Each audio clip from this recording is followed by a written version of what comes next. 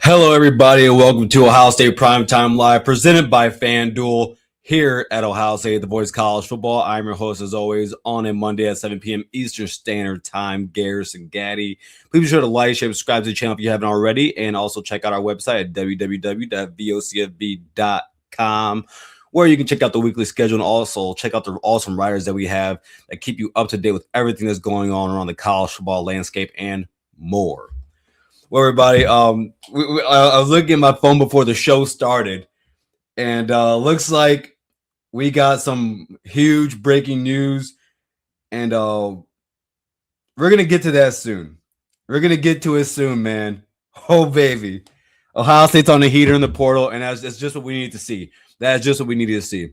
But first, Jared, Gerard, you know what it is. You already know what it is, baby. Let's go. Hey, shout out to B Dub Blue Wolverine for being here. Also, good to have one of the best in the in this platform. We love having you here, man. But before we get started, everybody, of course, we're going to talk about the huge news that just broke about 5 minutes ago for Ohio State here in the transfer portal. We're also going to talk about the other portal additions that Ohio State got, and also some needs that we still need here for Ohio State in this upcoming season. And we're also going to talk about tonight. There's still a stressing matter here of Ohio State still not having an offensive coordinator. So there's three names of I want to talk about that could possibly be the guys that come to the Ohio State realm and be our offensive coordinator. But first, let's start with my opening monologue tonight, and we're going to start with talking about the current college football market, and we're also going to talk about Ohio State and Learfield. Now, me personally, I have been on the side of Ohio State and what they have been trying to do over the past year and a half now, when it comes to NIL and how to use those funds and what they should be doing in using them. But it's becoming more a little bit harder now, because you see what else is going around the college football landscape, and you see how other teams are spending. You wonder to yourself, okay, you are Ohio State. Okay, you are the biggest brand in the sport. You have the money. Have, I think, the second largest campus in academia in the USA.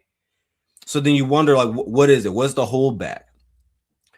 And when I look around the college football market and I see, you got guys like this guy report that Ty Simpson was offered $6 million. You saw the president talk about Bryce Underwood and talk about his $14 million, like how he can justify spending that. I've talked about that plenty of times. Where I remember getting an argument with my best friend Bryce about this, Bryce Sack, and saying, bro, like, there's no reason you pay a 17-year-old that much type of money when you haven't seen any reason why he should earn it. And then you talk about players that leave and think they deserve a certain amount of money when they haven't done anything either. But with that being said, Ohio State now has it got reported some days ago they have a 15-year deal with Learfield, and you wonder to yourself, how are you using those funds? Where are you putting those towards in terms of players, player retention, player additions? And I think Ohio State right now is a little bit slow on it. I can't sit here and coddle Ohio State and how they're doing this, especially when and right now it's kind of hard to say it because what just happened in the portal for what Ohio State just got to, in the last 10 minutes here. But with that being said, it's frustrating when you see Ohio State not do what even Indiana's doing. We have money. We have big donors. We have millionaires. Everybody has them. Some have billionaires, but Ohio State has millionaires that can go and shell money out. Now, I can understand where it starts to get hard. They are investigating NIL now, and they're going hard after it.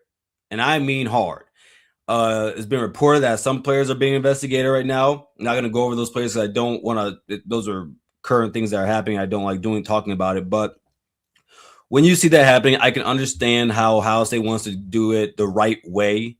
But I think you are able to do it the right way and still shell out the money that needs to be shelled out. There are players that I'm sure would love to come to Ohio State, and had you gone, or stay at Ohio State, and had you gone and done that and given them even close to the number that they wanted, they would have came.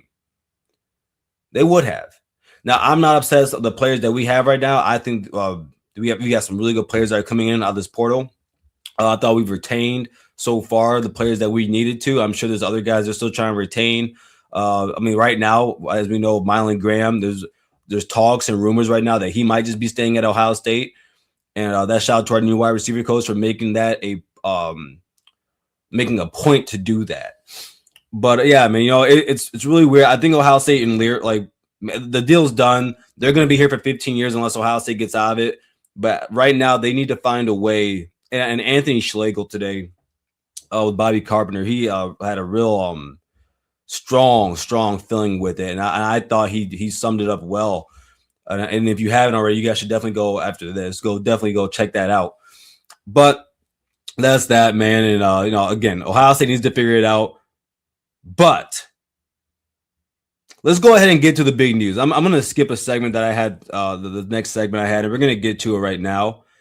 And we're going to talk about the other portal entries. But first, we're going to talk about the two guys that just got added on. And that is Quay Russo and James Smith out of Alabama, baby. It's been rumored, and I think everyone knew they were coming to Ohio State. It was pretty much well known. I'm pretty sure they just had to get the numbers dealt out, find out what they were going to receive from Ohio State, and find out what Ohio State was going to pay to them. But it's official now. Those two are going to be Ohio State Buckeyes. Quay Russo, linebacker edge, 6'2", 243 pounds, out of Alabama. Last past season, didn't have quite the production. I'm sure he didn't want to. He didn't. That he thought he would have this season. Not the type of production that you would want him to have coming into Ohio State. But there's a lot of talent there to work with. One of the best players out of the class of 2023, 5-star kid. His past year, 7 solo tackles, 1 tackle for loss, 1 sack. Not a lot to work with there. He wasn't a starter this year. Didn't start any games this year.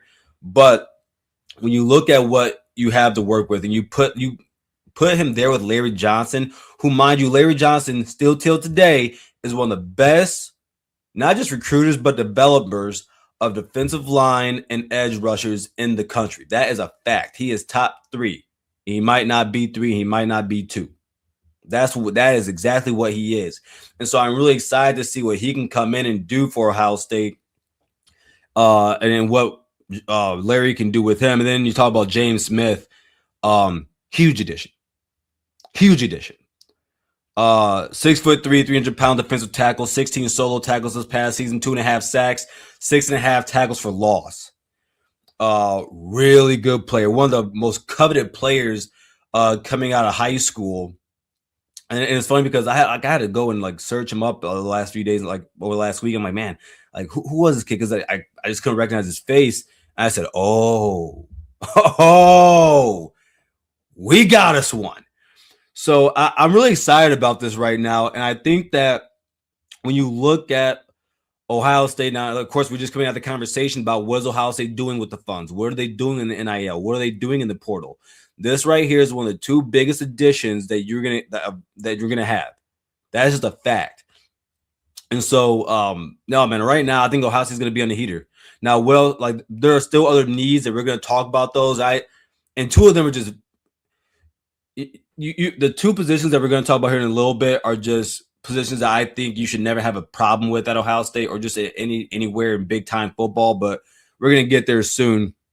But let's go ahead and talk about the other additions we have. Again, everybody, if you haven't already, please go ahead and hit that like button.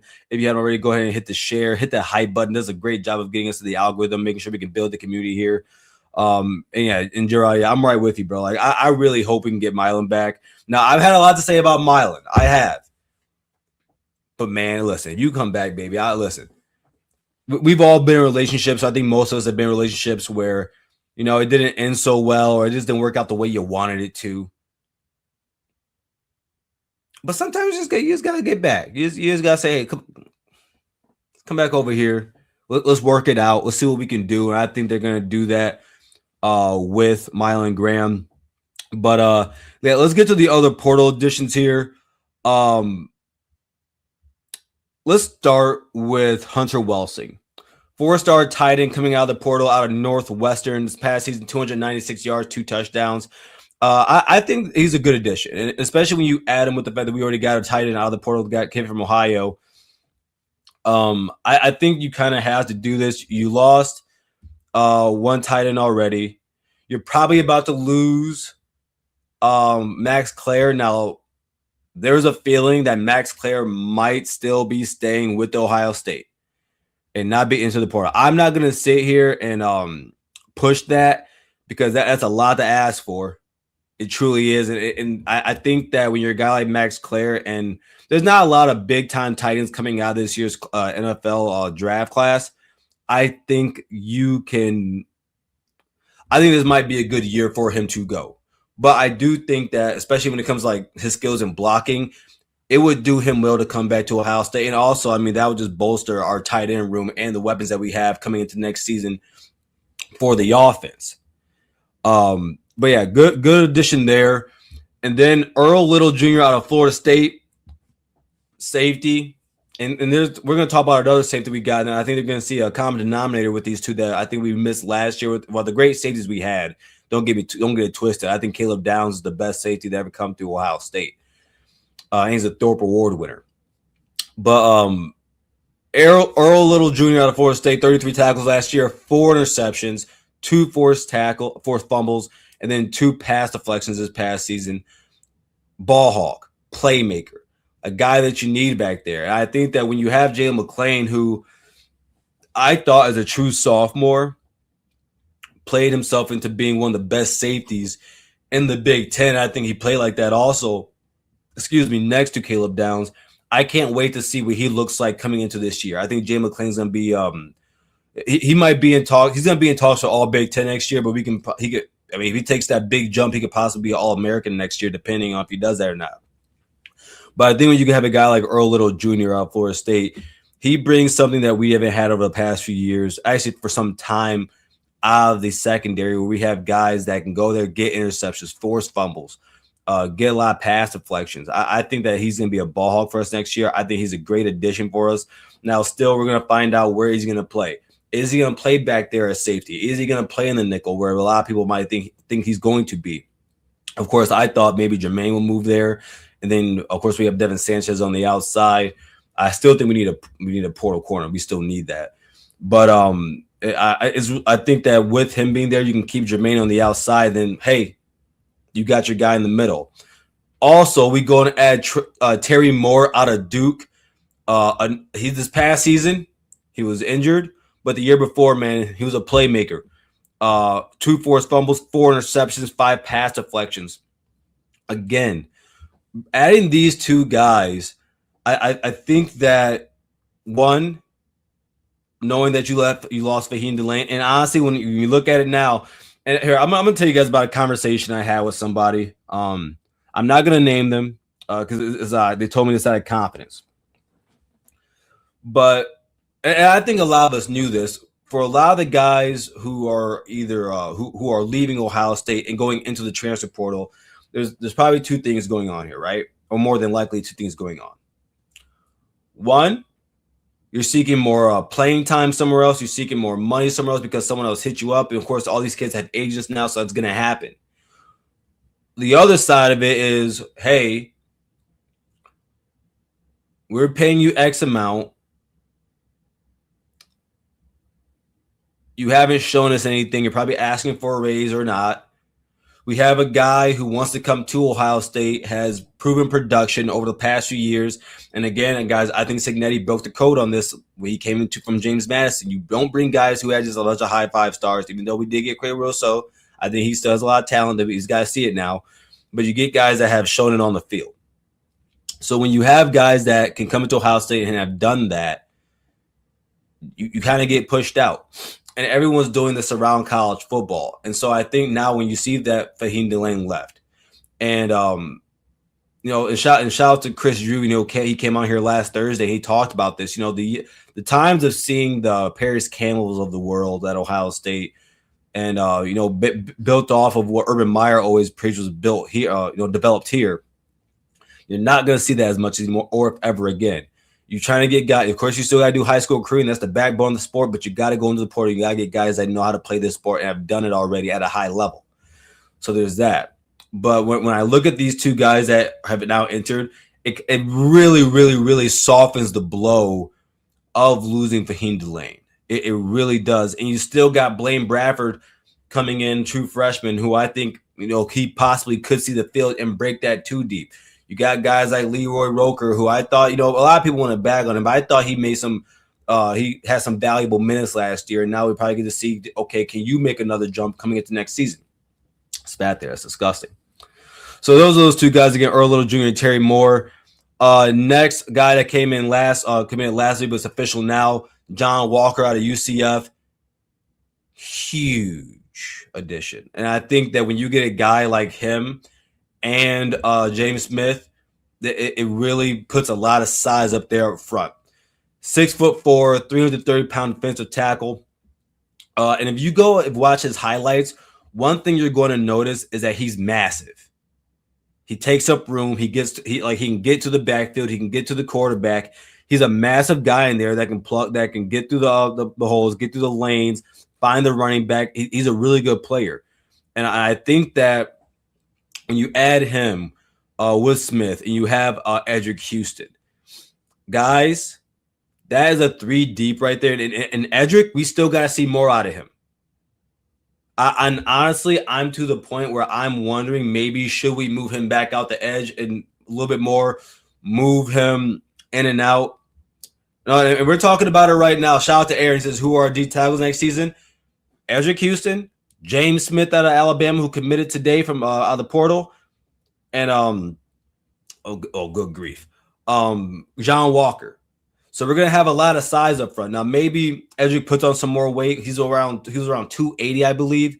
So maybe he gets around that 290. Hopefully, maybe the 295. I mean, it's a lot of weight to put on based on what he already put on already coming out of high school. But with that being said, I think that defensive tackle room looks awesome. I think that's exactly how we need to look. Then when you talk about at the edge position, Aaron, you're talking Zion Grady, who was a true freshman last year and showed his worth. We're still waiting to hear from Kenyatta Jackson Jr. And again, he's one of those guys that I believe needs to come back to Ohio State. He needs another year of Ohio State. He needs another year of development under Larry Johnson. I really believe he needs that. But we still don't know. He could still go into the NFL draft. But I'm right now, I'm gonna keep him in that room. But you add him there with Quay Rosso, who has a lot of talent there. We just gotta work with it and see what we can do with him. I still think we probably need one more defensive end out of the portal. That would probably be nice, and that probably make me a little bit more comfortable. I still think we have guys like Epi, who I think is just a great athlete. I think Epi is one of those guys that I think he's one of those guys that are going to stick at Ohio State, and I think he's one of those guys that are going to flourish under Larry Johnson because he has a lot of athletic ability and he's a player. I think Epi is a really good player, and I think he can be a really good player for Ohio State. So I think we were going to find a need for him, and we will. So that's that again. John Walker, UCF defensive tackle, and then Wisconsin linebacker Christian Allegro, 32 tackles last year, 4 sacks. He did play through an injury. Now I saw a lot of people are like kind of getting like don't think this is a good pickup. Everybody should go watch the Ohio State Wisconsin game from earlier this year. Or it wasn't from earlier this year, I guess from last year, late last year now, I guess you can say because we're in 2026. But go watch that game when he was playing with the club injured and see what he was doing against our defense. Against our offense. Go see what he was doing against our run game. He's a guy that can get to a quarterback also, of course, 4 sacks. I think that when you add him with the fact that we're still going to have we have Peyton Pierce. We still have oh, good grief. Riley Pettyjohn, who I think is going to be a monster this season. I think Riley Pettyjohn is going to be ready to play from game one. I really believe that in that kid. So I think bolstering him there, you still got other linebackers in that room that have talent also. I think he's a good addition. He's also a guy that's played a lot of football. He knows he's looking at out there. Great spot, great thing there. And also, with everyone that doesn't think this is a good pickup,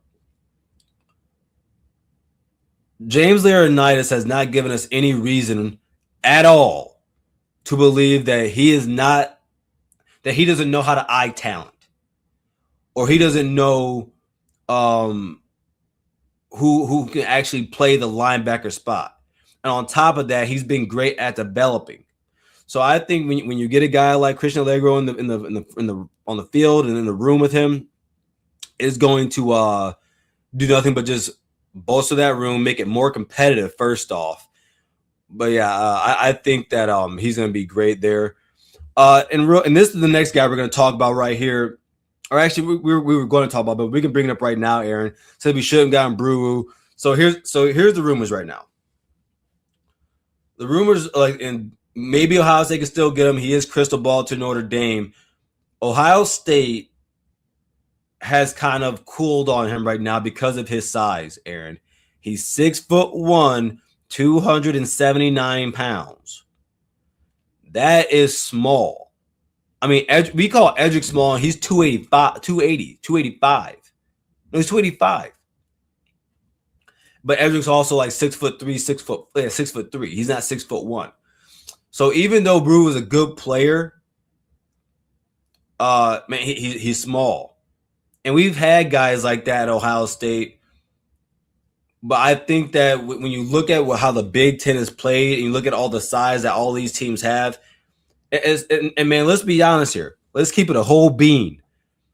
We saw what just happened when we played Miami, and with that massive, monstrous, gigantic offensive line that they have. You can't roll out there with 6'1", 880-pound guys. That's just the truth of it. Now, if we get him, I think he's a good depth piece. I don't think he would start for Ohio State. I don't.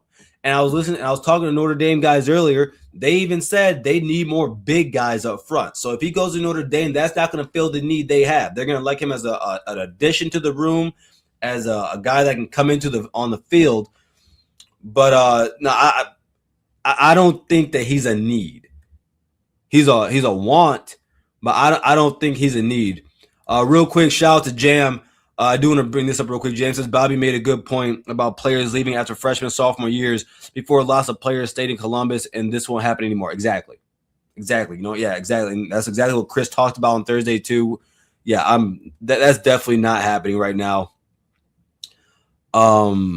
See, Aaron also says we should have gotten Rasheem Biles, Garrison, not Allegro. Maybe so. Maybe so. But again, I talked about it earlier when it comes to Learfield and Ohio State. I'm not sure what players are asking for, and again, I don't know what to tell you. And plus, I will tell you this: last season, James Laurinaitis said that he felt as though, and maybe he was just saying this to pump his player up, but he said he felt as though Peyton Pierce was on the same level as Arvell and as Sonny. Now, do I believe that? No, but he has a lot of high confidence in him. And he believes that guy can go out there and make plays. We also have Riley Pettyjohn. So you have to start to think, okay, well, how much money do you want to allocate to that linebacker spot? Like, how much? You have to ask, how much do you think a linebacker is worth? Those are the questions you have to ask. So maybe you're right. Maybe we should have. I think he would have been a great addition to the team, but I think those are the questions that a lot of people have to ask themselves when we talk about the college football market and where players really should be and what they are really worth. Next, let's talk about Devin McEwen, UTSA wide receiver, 726 yards last year, 8 touchdowns, 10-2 weight runner, 4'3", 40 guy. Can play inside and outside, make guys miss. I think he's a great addition also. I think that when you look at, hopefully, we're trying to get Milan back. You look at, we have Chris Henry Jr. coming in, but he's a freshman. That wide receiver room is going to be really young. You still got Brandon Ennis. I think that him and Brandon Ennis could possibly fight for reps at that slot position. Because truth be told, BI is always open. Don't get it twisted. A lot of people, like people from the outside, like to talk shit about BI. He's always open. It's on Julian Sand to find a way to get him the ball. But I think that when you have a guy like this that can make guys miss, He kind of reminds you of those Paris Campbells, kind of a speedster, kind of reminds you of those KJ Hills. Those guys can make the big plays with the ball in their hand. From whether they get the ball from 3 yards behind on the scrimmage or 10 or 15 or 20, he's one of those guys that Ohio State's easy because Ohio State hasn't had a lot of guys lately that have made guys miss. We haven't really had that. We have guys that can get that football, guys that are great receivers, but we haven't had anything like that. Not a 10-2 guy, not a 4-3 guy. So that's I think he's a big need for Ohio State. And yeah, man, and I really can't wait to see what he does for us. Now, what does Ohio State still need? We talked about DN. We talked about D tackle. We know that those are probably two positions we still need. D tackle, maybe not. I think Ohio State might be fine at D tackle. Still got Will Smith Jr. I think he showed some quality reps last year. So I'm not sure. I think if you have 4 guys in that D tackle room that you can play, you're good. Now, and I saw earlier, yeah, Bo Atkinson probably should be at Ohio State. Logan George left. Okay, cool. Who cares? Yeah, we still need a defensive end. But with that being said, we still don't have a kicker and we still don't have a punter.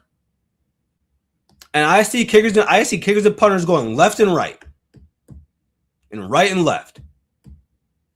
But Ohio State, for some odd reason, still hasn't found one. Now, there are still guys in the portal. There are still guys that Ohio State can go get. Like if you're in the portal right now, and I think it closes in a couple days here, you can still go and commit to somewhere else. Ohio State can still go find themselves a kicker and a punter.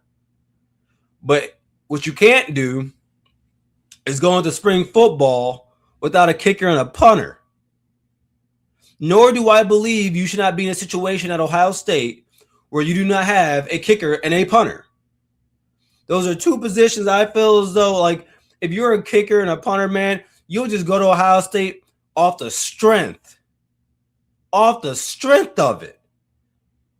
So it's beyond me right now. It really is. Like, I don't get why Ohio State can't find one. Like, I really don't get it. Like, you would think that Ohio State could find one. Like I keep repeating myself because I'm mind boggled. I'm unsure of it. To be honest with you, yeah, we still need a DN. Maybe need a D tackle. We still need a corner. But by God, we don't need kicker and punter, the two most important positions we need on the team right now. Maybe we need an offensive lineman. A lot of people say that. I don't believe that. I think we have some depth there. I think the whole offensive line basically comes back. Shout out to Tegra. He's going to Kentucky. Cool. We need that. There's three facets to this sports: offense, defense, and special teams. And we've seen our program lose games because of kickers. Lost by 3 points to the team up north. Missed 2 field goals. Lost to Georgia. Missed a field goal. Even though Georgia did miss 2 field goals in that game, at that moment in time, we needed that field goal to be made. Miami. A field goal there really would have helped if we made it. And that was a chip shot in all honesty. But yeah, man, I really don't know why Ohio State hasn't been able to find one. But yeah, man. But overall, though, I think the portal has been great for Ohio State. Of course, for some people, i.e. the lunatic fringe, they're never going to be happy. But it is what it is. Like I can understand why some people are upset. It does make sense, but it is what it is. But before we continue, everybody, we have a sponsor, and that is our friends over at FanDuel. Of course, if you like to gamble and if you want to gamble, participants must be 21 years or older to do so. And if you have a gambling problem, please call 1-800-GAMBLER. Again, that is 1-800-GAMBLER. But something I want to bring to you guys' attention, we do have some NFL football going on today. I think right here, I saw this. This right here I think this is a great bet. This is a great 4-leg right here. Right here, everyone. Nico Collins, anytime touchdown scorer. Of course, we all know who the quarterback of the Houston Texans is. It's that boy, C.J. Stroud. Nico Collins and him, of course, one of the 2 best connections in the NFL over the last few years here. I think that's definitely going to happen. DK Metcalf, anytime touchdown scorer. Of course, DK hasn't had the season that he has this year, but of course, if you want the best odds, man, listen, you got to gamble. That's why it's called gambling. I think that can definitely happen. Nico Collins, 40+ yards, alternative receiving. I think that's just gonna happen. And DK Metcalf 40+ yards, of course. Everyone like DK, Aaron Rodgers. Why not? And plus, it's not. Listen, it's not like Houston Texans have the greatest secondary of all time. So I think this can definitely happen. Wager 10, win $74.76. Again, you can see right there, 20,327 people have already placed their bet right there, everybody. I think that is what you can definitely get some good money right there. Again, Monday, January 2nd, here at 8:17, Houston Texans versus the Pittsburgh Steelers, everyone. Go ahead and place your bet there. And before we continue, everybody, again, you must be 21 years older to gamble. And if you have a gambling problem, call 1-800-GAMBLER. But here's a quick message from our guy, Mark Rogers. College football is even more exciting when you've got some action on the line, and the games are even better when you're cashing in. And the voice of college football is the place to be to get the greatest value. Start with my picks. 75% against the money line, 58% against the spread, and I've got a 40+ year track record. 11-0 in the college football playoff for me last year against the money line, 8-3 against the spread. And I'm just the warm-up act. Steve Merrill of Wager Talk is our ace in the hole, show stopper. 7 years with the voice of college football, over 30 years in the industry. Steve gives us analysis on all the big games, but you can't miss Steve's weekly under-the-radar pick. 28-12 against the spread the last 3 years. You also get picks from some of our top analysts here at the Voice of College Football, including Corey Bratta, Matt Zemek, and Steve Dace. Check out those numbers. Become a YouTube or Patreon member for just $99 per month. Go to the main channel on YouTube, click join, and then select the betting tier. Do the same thing on Patreon. Make 2025 a winner now. All right, everybody. Before we continue, I do want to read some of the comments here. Of course, everyone, thank you for being here. If you haven't already, please hit that like button. If you like the content that myself, Clean Mike, or Mark Rogers bring to you, go ahead and hit the subscribe too. Hit that hype button, get us through the algorithm, does a lot. And also on your social media, go ahead and share it. That does a lot for us too. So right here, Jared Jones, Fahim Delane would be my highest priority of the Buckeyes to retain that into the portal. I'm not opposed to that. Fahim, listen, very talented player. And I mean, he's a 6'2", 210-pound safety, man. He's a big kid, very athletic. I think, listen, if you just because you enter the portal doesn't mean Ohio State doesn't, you still can't come back to Ohio State. You still wouldn't come back to Ohio State. Do I think there's a good chance he does? Maybe so. I'm not sure. I don't have any intel on that. I'm not an insider. But, Gerard, I do agree with you, man. That would be a huge get, honestly, if Ohio State could retain him. Shout out to my friend Agent Pastorine says, hello, Doreen. I saw you say go Texans for sure. We are all Texans fans. Even though I listen, I love my Cowboys, okay? Well, I love and hate my Cowboys. But I do like kind of crawl into the fan bases of other teams, and the Steelers and Texans are one of them. So or two of them. So I can't wait to see that game again. That's at 8:17 tonight. Aaron, we should start Sam Greer offensive tackle, move Sayreville back to guard, Padilla at center, Carson at right guard, and Ian Moore at right tackle.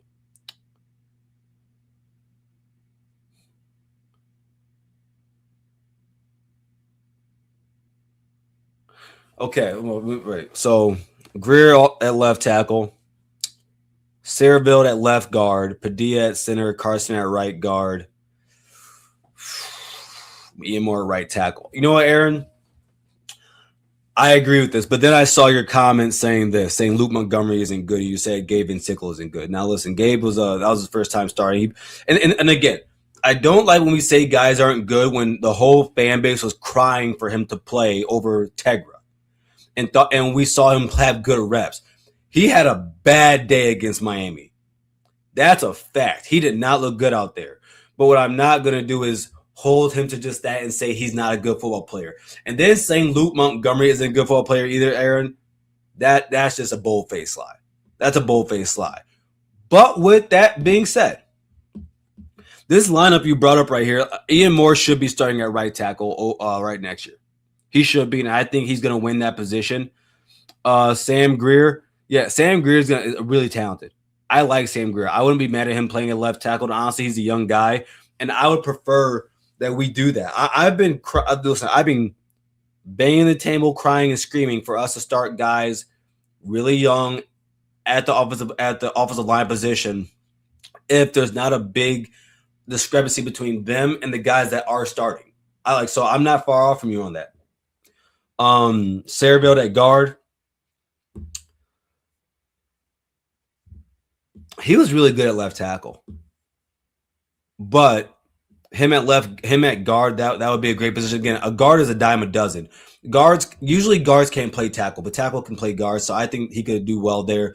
Padilla at center, facts. And Carson needs to move back to guard. That's a fact. Carson needs to move back to guard.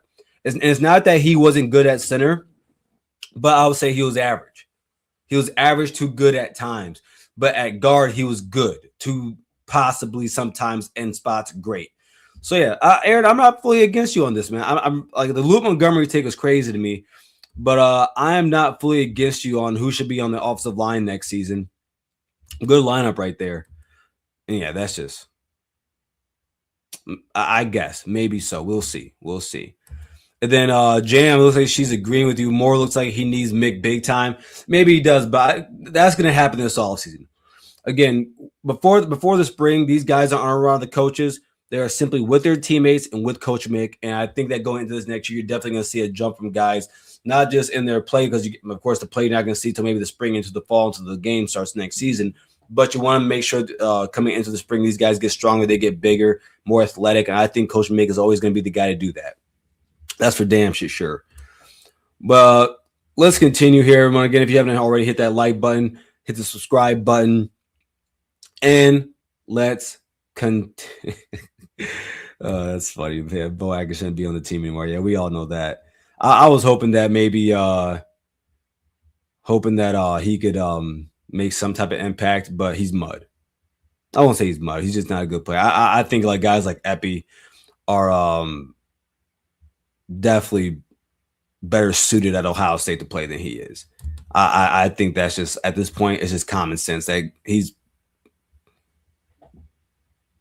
I'll leave it at that.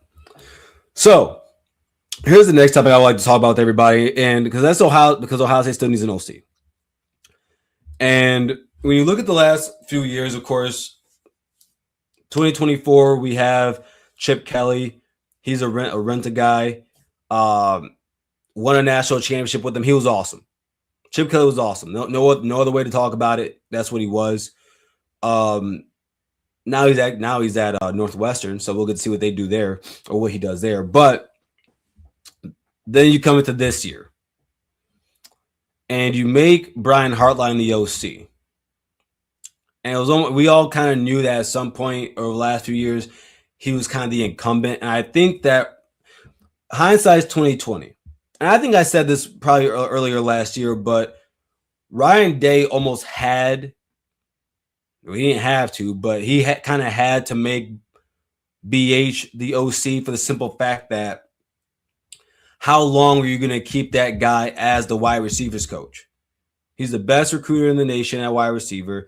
He's been the pass game coordinator for you for 2 years. You thought about making him the OC 1 year, then you backed off of it, and then you came into this year and you said, F it, we're going to do it.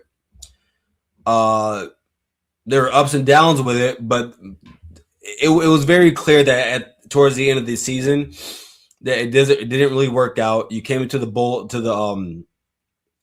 playoff prep. You weren't there. Ryan Day had to take over, and he said that if it was up to him, he would not have taken it over. He said, but he had to at that moment in time. He just had to. And then you talk about conversations about, okay, well, if you made it in-house hire, who would it be? Keenan Bailey would never be the OC at Ohio State. Not right now. Hell no, not right now. That if that happened, I would become part of the lunatic fringe if that happened. Then you're talking about Tyler Bowen. Now, Tyler Bowen, he has OC experience. He excels in the run game when doing so, but I don't think that's the guy that you want. And I think you need to keep him at the O-line coach, because if you make him the OC, then you gotta go find you an O-line coach. Keep him there. Let him get some more. He's only been there for a year. Let him get some more rapport with the guys that he has. Let him do that. Let him develop those kids. So that's that. Put that to the side. Who do you go to after that? And I think what's up, Ziggy? Sorry, that's my cat. And I think that now there's three names that are out there, and these are the only three names I think you could really go for. First, let's talk about Todd Monken. Now, Todd Monken, older guy, and this is the other thing. If you're Ohio State right now, of course you don't want just a rented guy like Chip Kelly. You don't want a 1-year guy that's just at Ohio State get his name to get his name back and kind of coaching NFL circles or a head coaching job or anything like that. But the truth of the matter is, I think you need a guy that has experience and has done it at a high level. So Todd Monken was at UGA from 2020 to 2023. Of course, we all know what they did in those years. They had the back-to-back championships. Had a walk-on quarterback and had an explosive and great offense. And what you want for, and of course I think for all three of these guys that we're going to talk about, they all have explosive offenses no matter where they go in college. But staying on Todd Monken, older guy, but he's a guy you can trust, kind of like Chip Kelly. You don't have to go into the room and ask if he knows what he's doing. And I think that if you get a guy like Todd Monken, and Todd Monken, honestly, with his age, maybe he doesn't want to go back into the NFL circles. Maybe he's not looking to just jump back in that mode. Maybe he wants to stay somewhere, make some damn good money, and just coach football. And of course, as an OC, you can do that in the NFL. But at Ohio State, you're going to have more success. You're going to look better, be on a bigger stage. Then let's move on to some younger guys. Let's move down the line. Let's go to Brian Daboll, who honestly will be my first choice. And I think that would be if maybe every single Ohio State Buckeyes first choice. Now, Brian Daboll at Alabama in 2017, one of the better offenses in college football that season. Then he was with the Bills, made them, they were awesome on offense. They were straight awesome. And I think that if you get a guy like Brian Daboll, you kind of have to understand Brian Daboll is not going to be at Ohio State for a long time. I wouldn't even think that he's going to be at Ohio State for 2 years. I really don't believe that. I think that if he came to Ohio State, you have to understand that he's going to be there for 1 year, then he's gone. He's going to ball out. Julian Sand, Jeremiah Smith, Brandon Enns, Bo Jackson, then he's out of there. But I think that going into next year, and actually this isn't just next year for Ohio State, this is every single season. You're playing to beat the team up north. You're playing to win a Big Ten championship, and you're playing to win every game, and you're playing for a national championship in the playoffs. And I think that he's the type of guy that if he was at Ohio State and he was able to take control of this offense, and I think that his offense is more suited to what Ryan Day wants to do, where you use the pass to open up the run game and get explosive runs out of your running back. And I think you can do that with a guy like Bo Jackson. I think he's the guy to come to Ohio State and do that. And plus, I mean, look, I think, for me personally, and I think that everyone should have learned this when looking at Matt Patricia. You can't hang on what guys are doing in the NFL and then bring that into the college game and sit there and say they can't have success. Especially when you've seen out of the last 10 years, we've seen Daboll have success. We see Todd Monken have success. That's in the last 5 years in all reality, actually. So I wouldn't mind Brian Daboll at all. He'll be my number one choice. I think he's the type of guy you got to go pay him like $4 million. You got to do that for your Ryan Day. You got to pay him what he wants. You give him a blank check, and then you bring him in there. I'm seeing Jam right here. Jam says, what about Garrett Riley? I wouldn't mind Garrett Riley. I do think he's a good OC. He just wouldn't be my first choices. He just wouldn't. I want NFL guys at this point. That's really what I want. I want NFL guys that can come in and run an NFL system that which Ryan Day runs. Now, with that being said, the next guy I'm going to bring up isn't much of an NFL guy. He's been in the NFL circles, of course, been a head coach in the NFL, didn't have success. But again, I don't care about what you did in the NFL. when it comes to college football. And the next guy I'm going to talk about here is Cliff Kingsbury. Now, I have not always been the biggest fan of Cliff Kingsbury. Just not. Not sure if he's honestly the guy that you want. He kind of rubs me off the wrong way for some reason. I think it's his face. I think it's his face and the way he carries himself. But with that being said, when he's been in college, Houston, Texas A&M, Johnny Manziel, Texas Tech, Patty Mahomes, that guy knows how to dial it up. He's been one of the best. He's been one of the best college offensive minds over the last decade of college football. That's just a fact. Also, I think he's one of the guys that, because he's still a little bit younger. You bring him in, unlike Tom Monken, he's someone guys can relate to more. Now, Ohio State, Ryan Day, you have to ring him in a little bit, because what Ryan Day is not going to do is run an air raid offense. He's not going to do it. Even though, I'm not going to lie to you, I have over the last few years wondered what would Ohio State, I mean, I guess you can kind of say we did look like that in 2021, but in somewhat, I guess, of 2022, but especially 2021, I've always wondered what would Ohio State look like if they just decided to go out there and say, fuck it, we're throwing the ball for 30 to 40 times no matter what. I've always wondered what we will look like. But I don't think that's in Ryan Day's DNA. I don't think he wants to do that. I think if Ryan Day has a run game, he wants to be able to use it. So those will be my three choices. It would be Todd Monken, Brian Daboll, and Cliff Kingsbury. So let me know what you guys think. Let me read some of the comments right here. Let's see. Jan says, I think we all, okay, here we go. I think we all don't like our O-line coaches. I'm not a fan of Bowen. And, all right, so here's my thing with this. I do, and I saw Aaron feels the same way, and I've seen like a lot of Ohio State fans feel this way. I'm not going to judge a guy off of one season.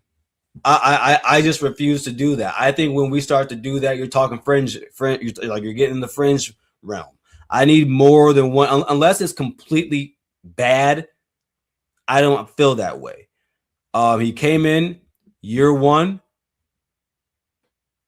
Offensive line didn't look like maybe what we wanted to, but it wasn't bad. The offensive line wasn't bad this season, in my opinion. I think you can't say it was bad now. Against the best competition, it looked bad.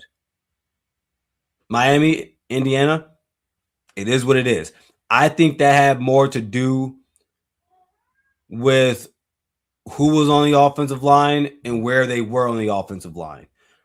Now, again, if you look at Tyler Bowen's history of where he's been, Penn State, Virginia Tech, while he is at those places as a run game coordinator and O-line coach, progressively the run game gets better and pass pro gets better. Also, he's a great recruiter. And if you look at how he's been recruiting, he has been going after Ohio kids. Big Ohio kids. And that's what I want. I've told you guys all the time. You can give me 6'3", 6'4", 300-pound plus Ohio kids at the O-line, 3 stars. I don't care. 2 stars. Give me them. I want them. So, yeah, I mean, I can understand people wanted more out of him, but I got to give him more than 1 year, because if that was the case, there are a lot of other coaches that we should have got rid of.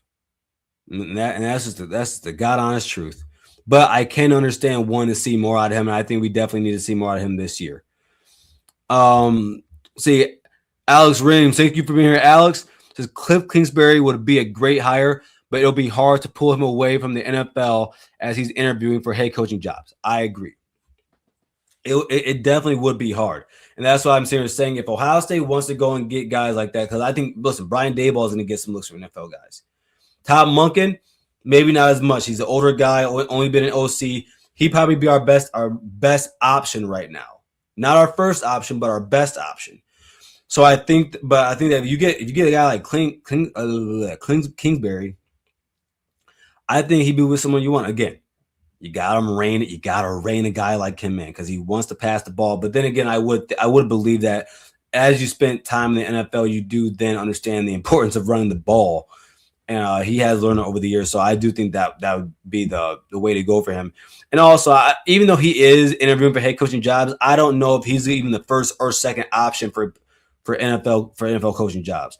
I think he's one of those guys that you still got to hire because you know what his offensive acumen is, you know his football acumen is, but I don't think he's the first or second guy that these NFL GMs and owners want. So I think that's where Ohio State could probably come in there, give him a good offer, and get him in the room and say, hey, come to Ohio State, ball out for a season as the OC. You saw what we did with Chip Kelly.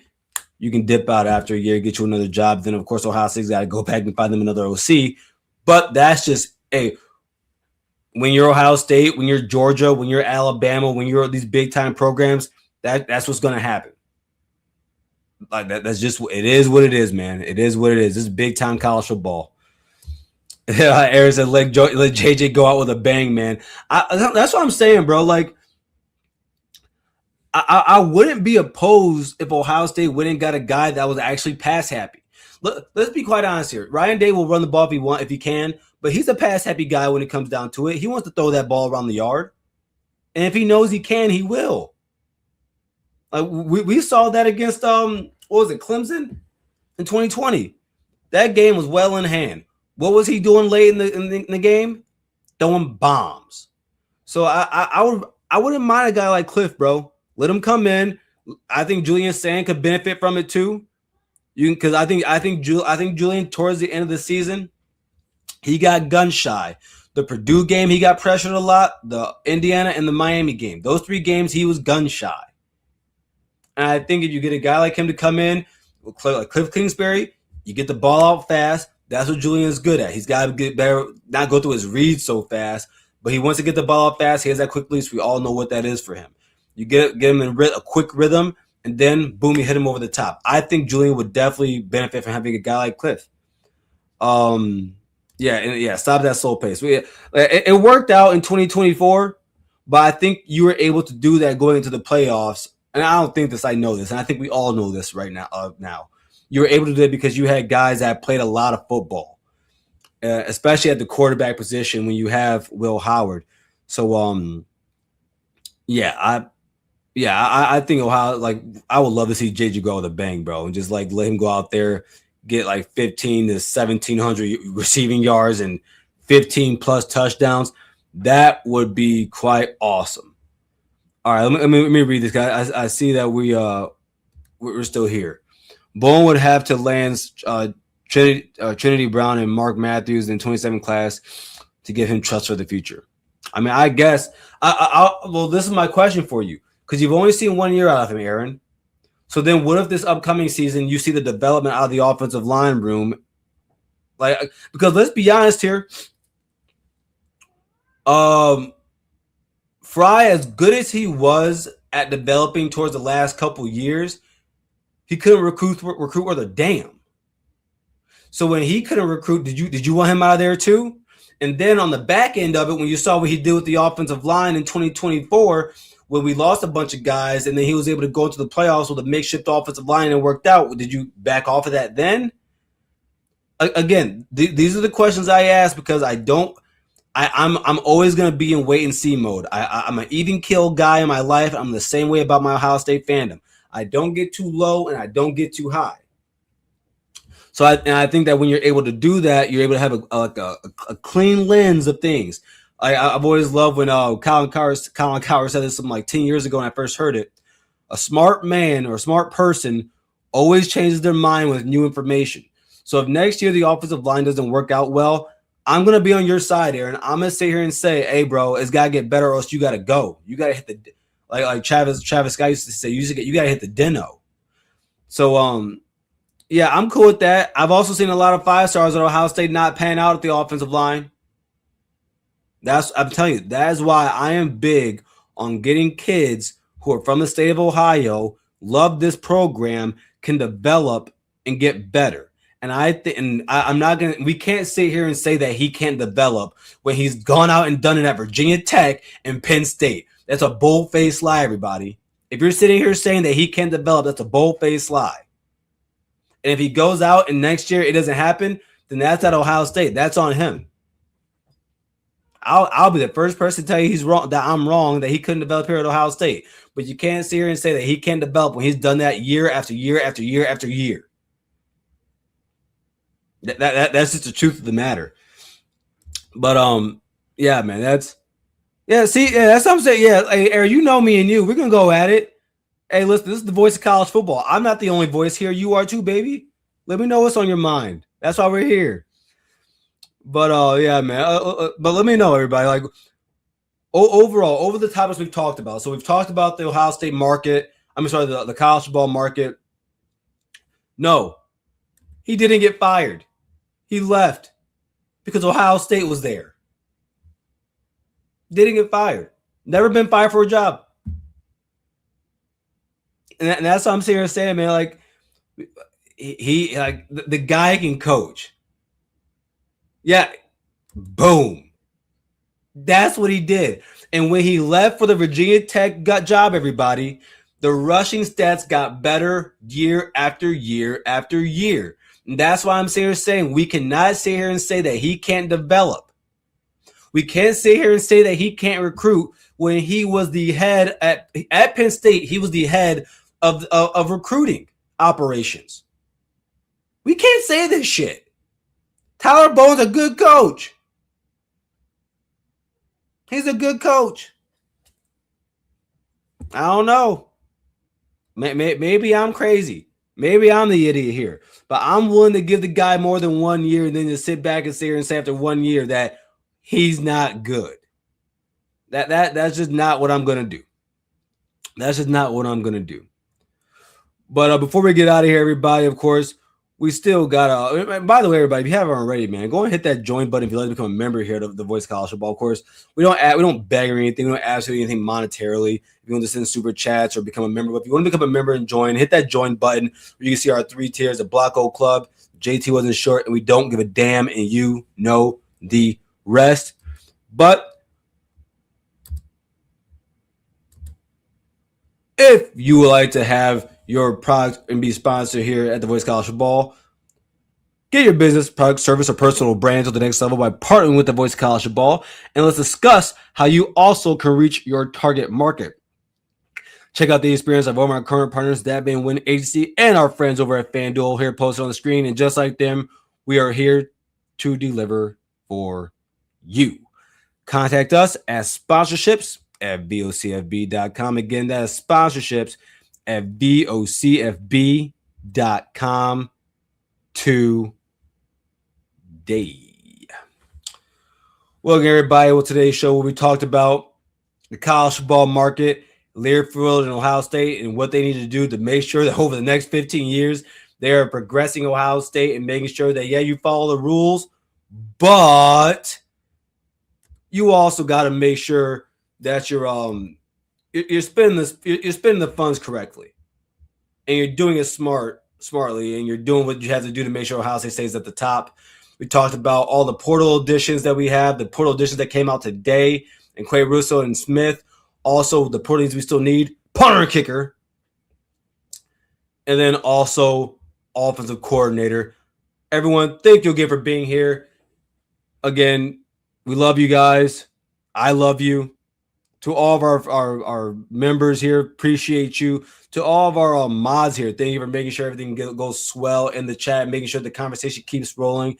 And again, thank you for being here. And as always, OH, IO.